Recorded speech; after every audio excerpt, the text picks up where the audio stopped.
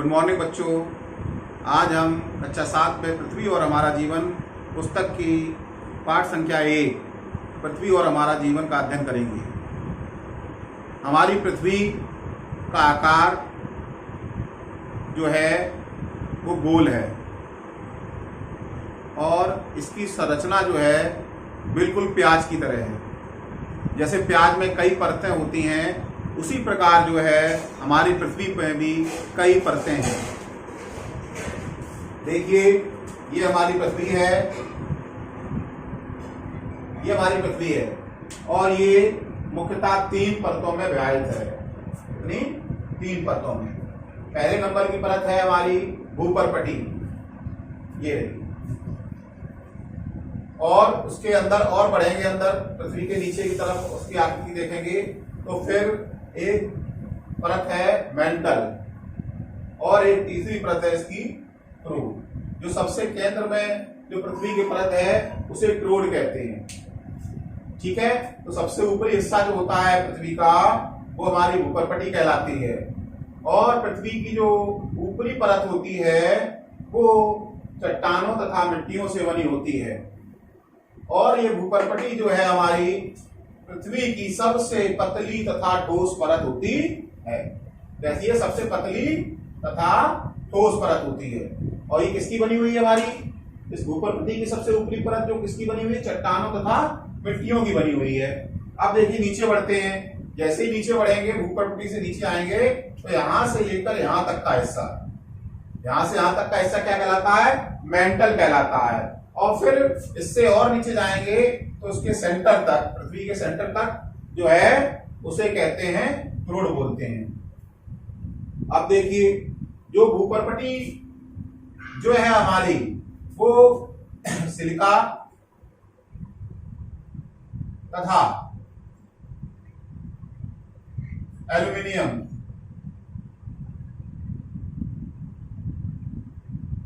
Silica तथा aluminium पदार्थों से बनी हुई है, इसलिए इसे सियाल भी कहते हैं। क्या बोलते हैं? सियाल। SiAl।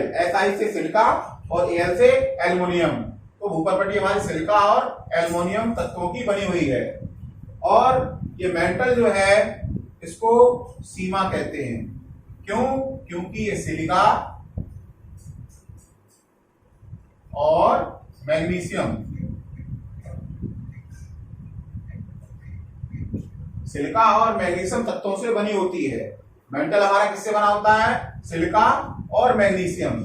सिलिका और मैग्नीशियम से बनी होने के कारण इसे सीमा भी कहते हैं। Si से सिलिका और Ma से मैग्नीशियम। अब और नीचे बढ़ते हैं तो सेंटर में क्या है? पृथ्वी के क्रूड है। क्या है? क्रूड। तो क्रूड जो है हमारा किससे बना होता है? निकेल और लोहा।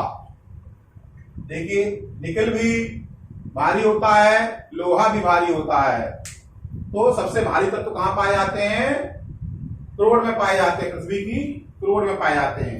निकेल और लोहे की मात्रा होने के कारण, अधिक होने के कारण इसे निफे भी कहते हैं। तो इस तरीके से पृथ्वी की 3 परतें मुख्य हो गई, भूपर्पटी, मेंटल और क्रूड। भूपर्पटी को सियाल भी कहते हैं और मेंटल को सीमा और क्रूड को निफे। तो इस तरीके से हम याद कर सकते हैं, सियाल, सीमा, निफे, सियाल, सीमा, निफे। तो हम भूपर्पटी, मेंटल और क्रूड में तत्वों के बारे में जान सकते हैं कि भूपर्पटी किन मुख्य तत्वों से बनी हुई है, मेंटल किन मुख्य तत्वों से बनी हुई है और हमारी क्रूड जो है पृथ्वी की वो किन तत्वों से बनी हुई है। और देखिए, आगे बढ़ते हैं। मेंटल और क्रूड भी 2 भागों में विभाजित है। मेंटल भी 2 हिस्सों में विभाजित है, जो हम आगे पढ़ेंगे। अभी हम पूरा ब्रीफ पढ़ रहे हैं संक्षेप में। तो मेंटल का हिस्सा जो यहां से यहां तक का मेंटल का हिस्सा है वो 2 भागों में बटा है, ऊपरी मेंटल और निचला मेंटल। इसी प्रकार क्रूड जो है हमारी वो भी 2 भागों में बटी हुई है, बाह्य क्रूड और आंतरिक क्रूड। अब इसके बारे में हम डीप से पढ़ेंगे। देखिए, इस चित्र को ध्यान से देखिए। ये जो है चित्र जो है एक पृथ्वी का एक स्लाइस लिया है, एक टुकड़ा लिया है। जैसे केक का टुकड़ा होता है, पिज्जा का टुकड़ा होता है, उसी प्रकार से ये हमारा जो है पृथ्वी का एक हिस्सा लिया हुआ है। और इस हिस्से के माध्यम से जो है हम पूरी पृथ्वी की आंतरिक संरचना के बारे में हम समझेंगे। तो देखिए, सबसे ऊपर ये जो दिखाई दे रहा है ये हमारा समतल है, यानी समुद्र तल। क्या है ये? समुद्र तल। और ये जो ऊपर दिखाई दे रहा है छोटे छोटे ये दिखाई दे रहे हैं, ये पहाड़ पर्वत हैं, ये पठार हैं, और ये जो दिखाई दे रहा है ये समुद्र है, समुद्र की गर्तें हैं। ठीक है, तो जो भी पर्वत पठार होते हैं या समुद्र तल की गहराई नापनी होती है, किसी महासागर की सागर की गहराई नापनी होती है तो समुद्र तल से ही नापते हैं। समुद्र तल से वो कितना नीचे है और समुद्र तल से वो कितना ऊपर है। हो सकता है मैदान ऊपर हो, यहां से यहां पर हम हो, लेकिन उससे मतलब नहीं है। हमेशा ऊंचाई किसी भी पर्वत या पहाड़ की या फिर किसी भी सागर या समुद्र की गहराई जो है हमेशा समुद्र तल से नापी जाती है। ये बहुत इंपॉर्टेंट क्वेश्चन है, इसे थोड़ा सा ध्यान रखना। आगे बढ़ते हैं। देखिए अब ये इसका एक हिस्सा देखिए, ये यहां से यहां तक, ये जो है समुद्र तल से 35 किलोमीटर, समुद्र तल से 35 किलोमीटर तक की गहराई में जब हम पृथ्वी के नीचे जाएंगे तो वो हमारी कहलाती है भूपर्पटी। क्या कहलाती है? भूपर्पटी कहलाती है। ये जो पृथ्वी की सबसे पतली तथा ठोस परत है, जो भूपर्पटी है ये कैसी है? सबसे पतली तथा सबसे ठोस परत है। और इसकी जो ऊपरी हिस्सा है जो है पृथ्वी का, यानी भूपर्पटी का जो ऊपरी हिस्सा है वो चट्टानों तथा मिट्टियों से बनी होती है। अब देखिए, अब इसकी गहराई की बात करते हैं। तो समुद्र तल से नापें, समुद्र तल से अगर नापते हैं, ये समुद्र तल है ये हमारा, तो भूपर्पटी की मोटाई क्या है? 35 किलोमीटर है। और जब सागर की तरफ से नापते हैं तो 4 से 7 किलोमीटर की गहराई है भूपर्पटी की मोटाई। और जब पर्वतों की पहाड़ों की बात करते हैं तो 70 किलोमीटर तक इसकी चौड़ाई पाई जाती है हमारी भूपर्पटी की। कहने का मतलब है भूपर्पटी की चौड़ाई जो होती है, मोटाई जो होती है, वो हर जगह पर अलग अलग होती है। अगर पहाड़ों की बात करें, पर्वतों की बात करें तो पर्वतों पर पहाड़ों पर 70 किलोमीटर तक इसकी भूपर्पटी की मोटाई है।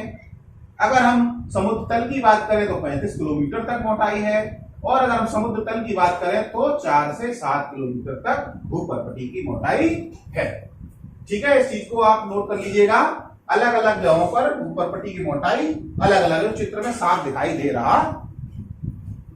उसके बाद जैसे ही भूपर्पटी से नीचे की तरफ बढ़ेंगे तो यहां से लेकर यहां तक का हिस्सा, ये हमारा मेंटल है। क्या है? मेंटल। सबसे मोटा हिस्सा जो है पृथ्वी का जो है वो मेंटल है। सबसे मोटा हिस्सा कौन सा है? मेंटल हमारा है।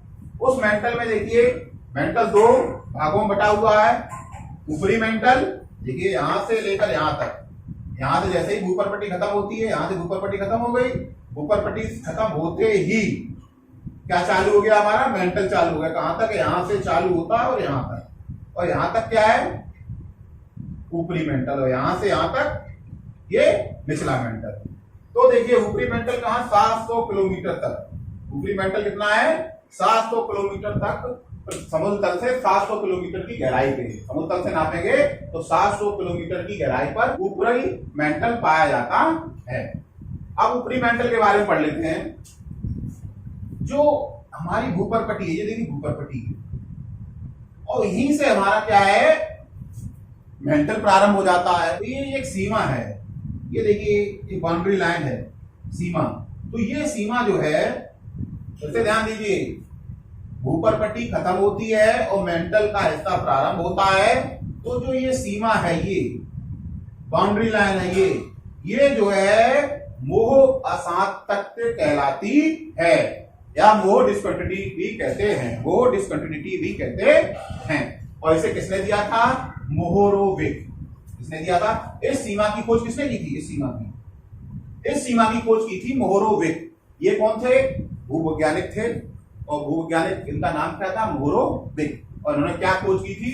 मोह अशांतत्व, मोह डिस्कंटिन्यूटी। तो मोह डिस्कंटिन्यूटी क्या है?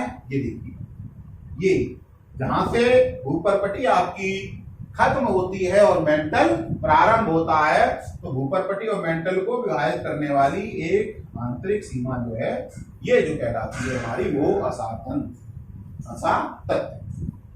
वो डिस्कंटिन्यूटी।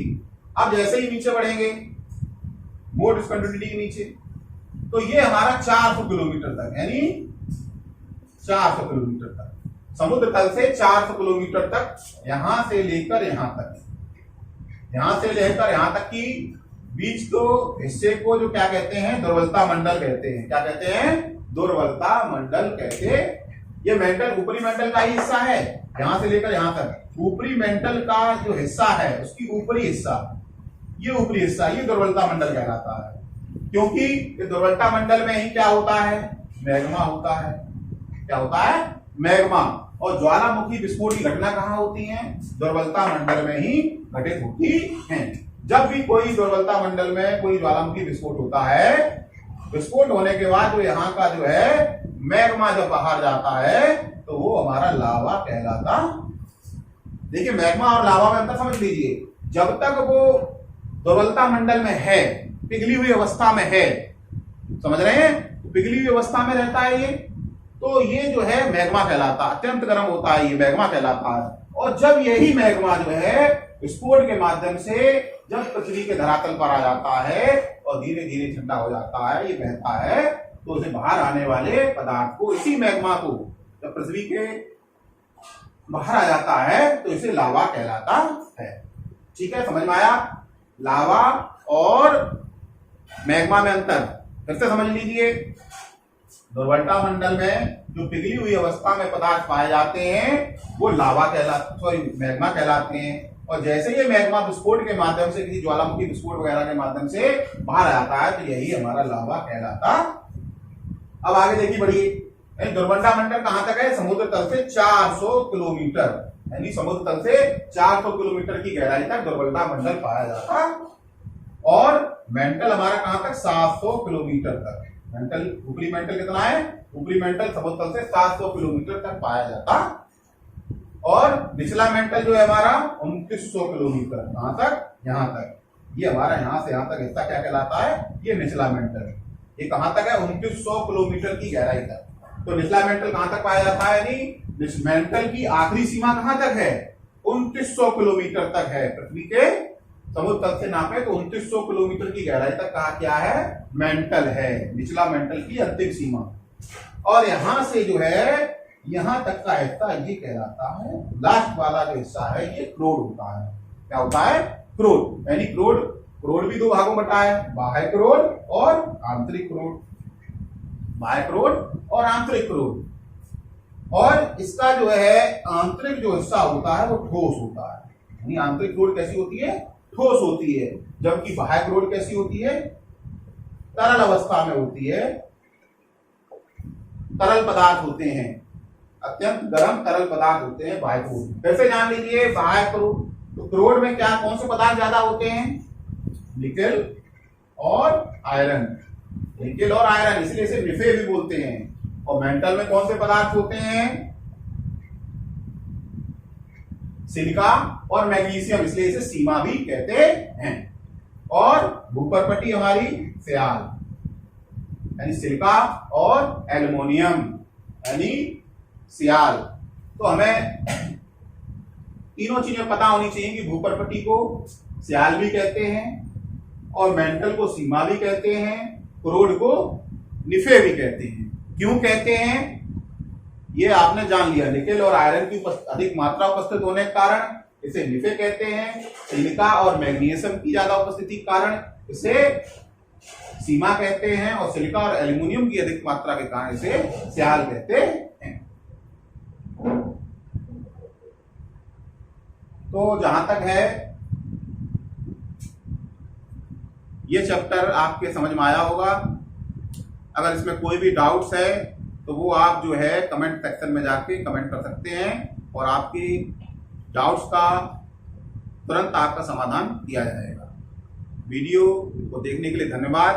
वीडियो पसंद आया हो तो उसे लाइक करें और शेयर करें और बेल आइकन पर क्लिक करना ना भूलें और चैनल को सब्सक्राइब कर लें, जिससे जब भी मैं वीडियो डालूं, अपलोड करूं, आपके पास तुरंत पहुंच जाए। धन्यवाद।